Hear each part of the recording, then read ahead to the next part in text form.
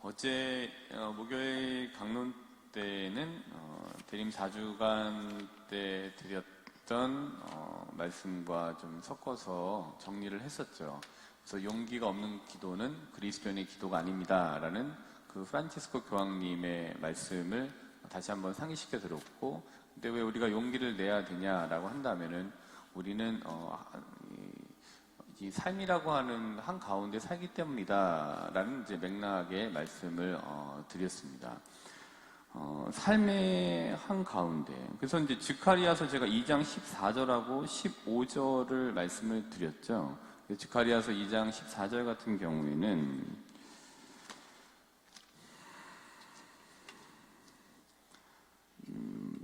딸 시온아 기뻐하며 즐거워하여라. 정녕 내가 이제 가서 내 한가운데 머무르리라. 주님의 말씀이다. 또 15절에도 그날에 많은 민족이 주님과 결합하여 그들은 내 백성이 되고 나는 그들 한가운데 머무르리라 라는 이 말씀을 소개해 드렸습니다. 이제 이 말씀을 다시 한번 이렇게 읽어보면서 오늘 우리가 이런 것 같아요. 우리가 세상이라는 쟁반에 세상 만상이라고 하는 거를 올려놓고 살아가게 되는 것 같습니다.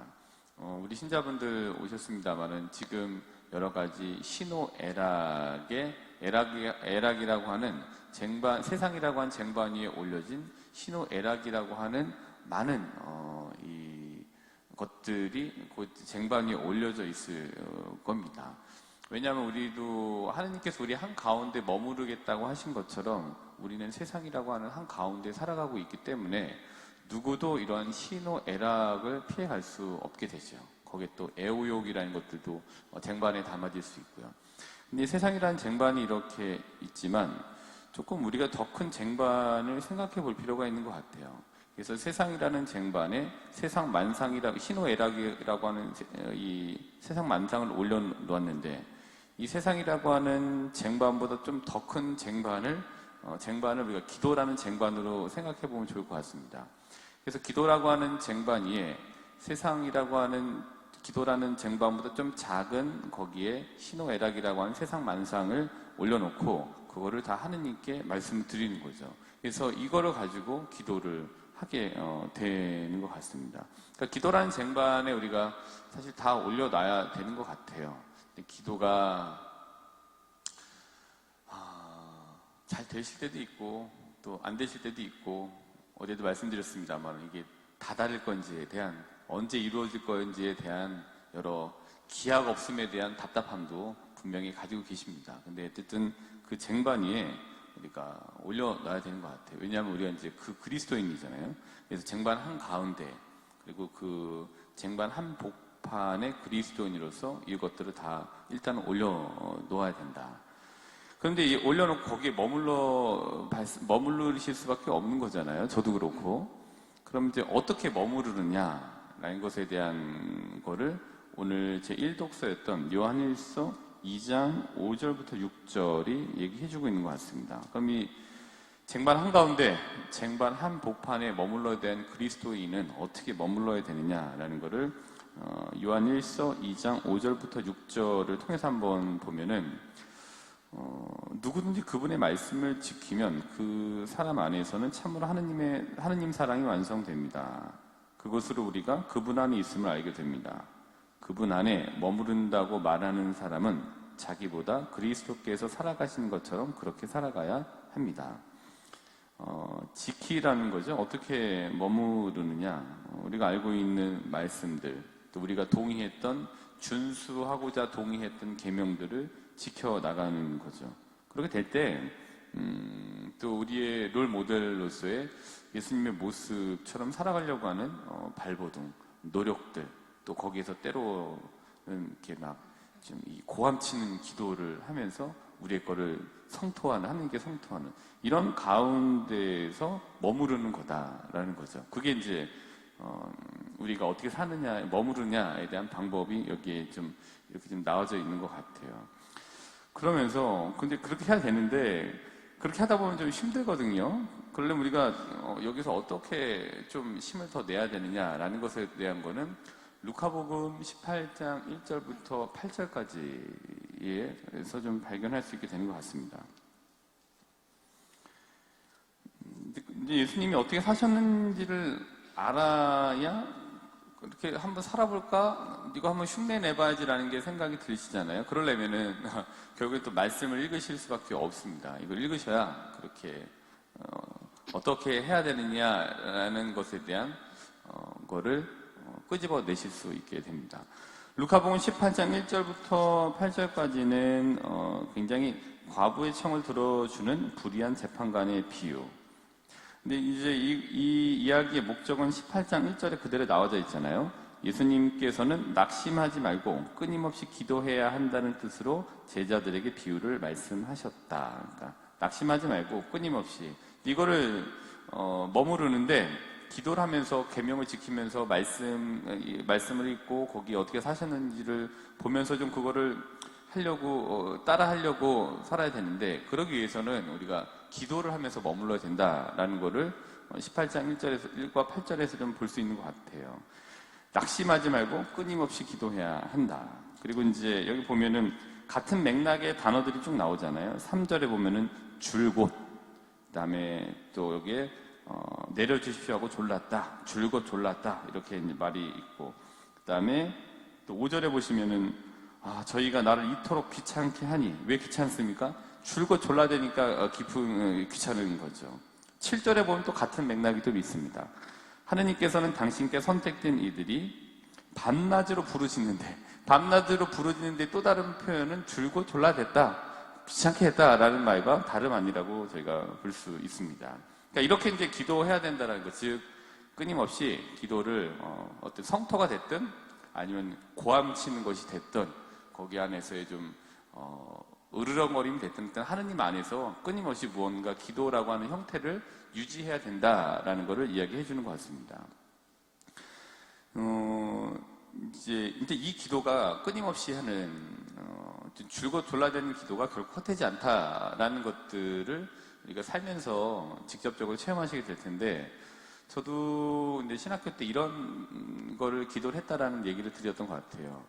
신학과 1학년 때 밤에 이제 잘 때 침대에 이렇게 누워서 아직은 신부가 될지 내가 진짜 좀 아리까리하다, 잘 모르겠다. 그러니까 성모님께서 성모님의 얼굴을 좀 보여주시면 제가 신부가 되는 거라는 사인인 줄 알고 내가 좌고 우면하지 않고 내가 이렇게 가겠다.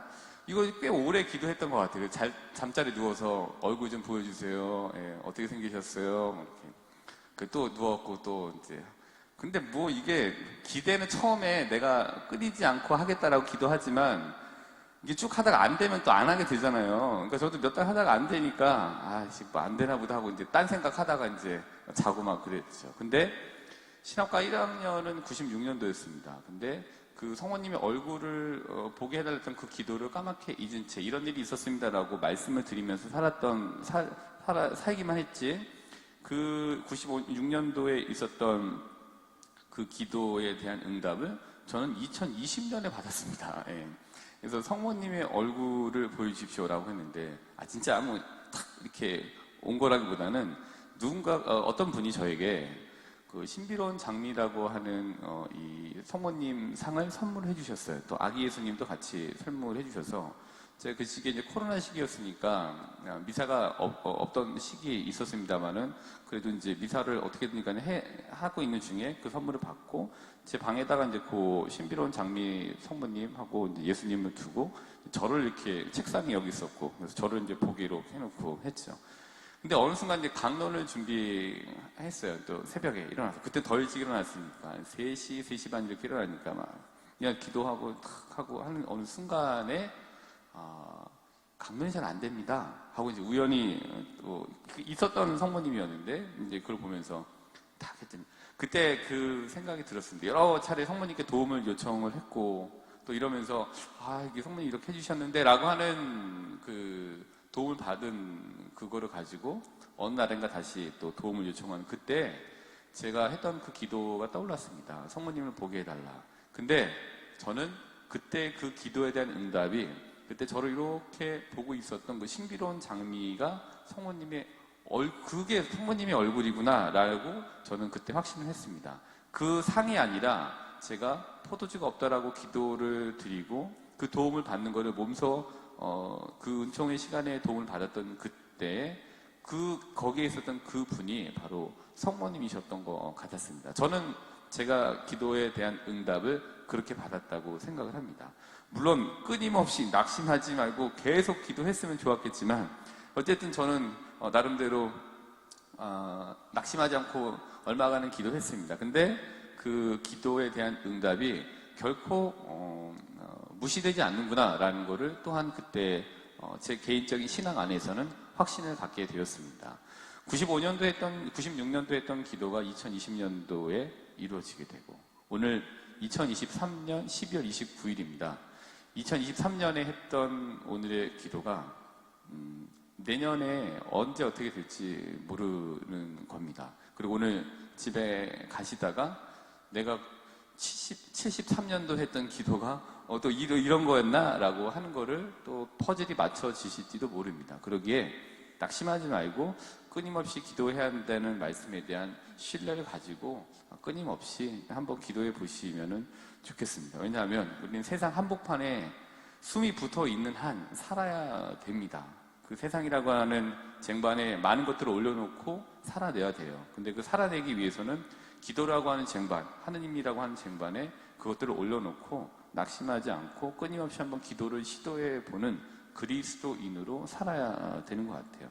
근데 왜 이렇게 하느냐에 되는 것도 오늘 스가랴서에서 다시 한번 생각해 볼 수 있게 되었습니다. 이건 이제 어저께 읽었던 거였는데 오늘 써먹네요. 스가랴서 2장 14절하고 15절을 설명해 드렸는데 2장 12절에 보면은 이런 말씀이 나와요. 바로 윗절에 보면은 너희를 건드리는 자는 정녕 내 눈동자를 건드리는 자다. 그러니까 하느님께서 우리를 어떻게 생각하고 계신지에 대한 것들을 표현하신 것 같아요. 이 눈에 박힌 눈동자처럼 항상 생각하고 있다라는 거죠. 근데 이 말씀을 들으시면 좀 든든하지 않으세요? 그 하느님께서 나를 눈동자처럼 생각하시는구나라는 거를 알아가는 거잖아요, 저희가.